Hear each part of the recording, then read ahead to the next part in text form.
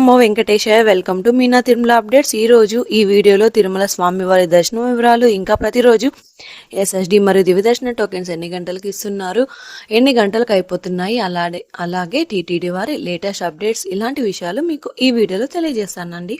ఈ వీడియో చూస్తున్న మీరు ఈ వీడియోని కూడా లైక్ చేయండి. అలాగే టీటీడీ వారి లేటెస్ట్ ఇన్ఫర్మేషన్ తెలుసుకోవాలి అనుకుంటే మన ఛానల్ని సబ్స్క్రైబ్ అయితే చేసుకోండి. ఇక టీటీడీ వారి లేటెస్ట్ అప్డేట్స్ గురించి కూడా తెలుసుకుందాం. టీటీడీ వారి లేటెస్ట్ అప్డేట్స్ కూడా తెలుసుకుందాం. డిసెంబర్ నుండి జనవరి నెల వరకు పర్వదినాల్లో విఐపి బ్రేక్ దర్శనాలు రద్దు చేయనున్నారు. వాటి వివరాలు కూడా తెలుసుకుందాం.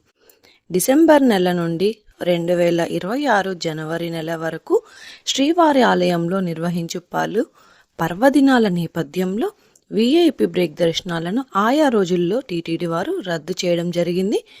డిసెంబర్ 23న కోయిలాల్వార్ తిరుమంజనం, అలాగే వైకుంఠ ఏకాదశి ముందు రోజైన డిసెంబర్ 29వ తేదీ, డిసెంబర్ 30వ తేదీ నుండి జనవరి 8వ తేదీ వరకు వైకుంఠ ద్వార దర్శనాలు, జనవరి 25న రథసప్తమి కారణంగా ప్రోటోకాల్ ప్రముఖులకు మినహా విఐపి బ్రేక్ దర్శనాలను టీటీడీ వారు రద్దు చేయడం జరిగింది.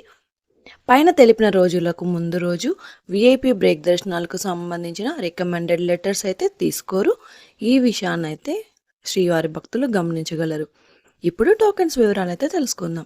ఈరోజు శుక్రవారం డిసెంబర్ 5వ తేదీకి సంబంధించిన ఎస్ఎస్డి దర్శనం టోకెన్స్ డిసెంబర్ 4వ తేదీ అంటే నిన్నటి మధ్యాహ్నం 1 గంట నుంచి ఇచ్చారు. ఎస్ఎస్డి టోకెన్స్ దాదాపుగా 16,500 టోకెన్స్ అయితే ఇచ్చారు.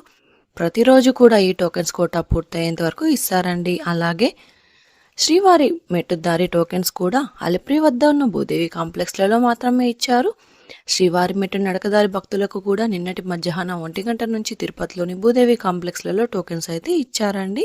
ప్రతిరోజు కూడా టోకెన్స్ కోటా పూర్తయ్యేంత వరకు ఇస్తారు. నిన్నటి రోజు రాత్రి 10 గంటలకు శ్రీవారి మెట్టు టోకెన్స్ అయితే అందుబాటులో ఉన్నాయండి.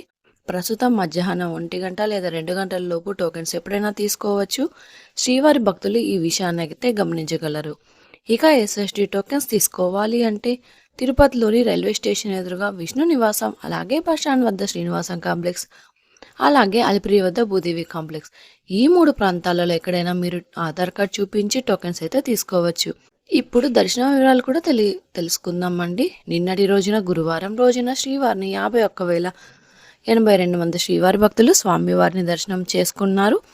19,836 మంది శ్రీవారి భక్తులు స్వామివారికి తలనీలాలు సమర్పించారు. 3,86,00,000 రూపాయల భక్తులు స్వామివారికి సమర్పించిన హుండీ కానుకలండి. నిన్నటి రోజు సాయంత్రం సమయానికి వైకుంఠంలోని కంపార్ట్మెంట్స్ అలాగే నారాయణగిరి షెడ్స్ అయితే ఫుల్ అయ్యాయి. ఈ రోజు శుక్రవారం రోజు తిరుమలలో భక్తుల రద్దీ సాధారణం కంటే ఎక్కువగా ఉన్నారు.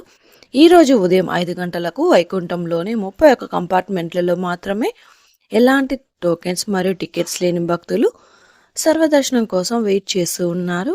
ప్రస్తుతం ఇప్పటి వరకు ఎలాంటి దర్శనం టికెట్స్ మరియు టోకెన్స్ లేని భక్తులు వైకుంఠంలోని 31 కంపార్ట్మెంట్లలో వేచి ఉన్న భక్తులకు కూడా దాదాపుగా 10 నుంచి 12 గంటల సమయంలో దర్శనం అయ్యే అవకాశం అయితే ఉందండి.